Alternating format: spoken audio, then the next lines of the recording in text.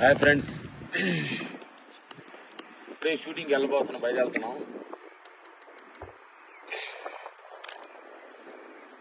ఒక్కొక్క రోజు ఒక డిఫరెంట్ మన జీవితంలో.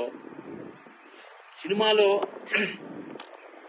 ట్విస్ట్లు, ఒక్కొక్క సీన్ తర్వాత ఒక సీను, చిన్న ఒక కామెడీ సీను, చిన్న ఒక లవ్ సీను, ఈ మధ్యలో ఒక ఎమోషనల్ సీను, ఆ తర్వాత తల్లిదండ్రుల ఎమోషనల్ సీను, సిస్టర్ బ్రదర్ దగ్గర ఎమోషనల్ సీను.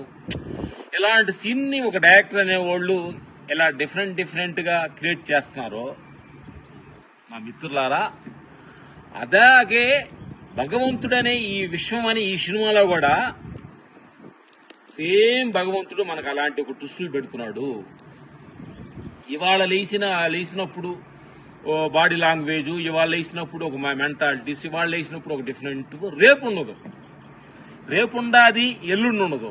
ఎందుకనంటే ఎందుకు సినిమాలు చేస్తున్నారంటే భగవంతుడు చేసే డైరెక్షన్లోనే ఈ మార్పు ఉంది కాబట్టి, వాళ్ళు సృష్టించిన ఈ మనుషులు కాబట్టి, అందుకే ఇలాంటి ట్విస్టులు సినిమాలు తీస్తూ ఉన్నారు నా మిత్రులారా. ఎందుకంటే ఒకే రకం సినిమాలు తీశారనుకోండి, జనం చూడరు, పలానా సినిమా లాంటిది వచ్చింది ఇది అంటే వేస్ట్ అంటూ బయటకు వస్తున్నారు నా మిత్రులారా. అందుకని ఏంటంటే ఇది సృష్టిలోనే డిఫరెంట్ కైండ్ ఆఫ్ సినిమా అనేది సృష్టి రహస్యంలోనే ఉంది.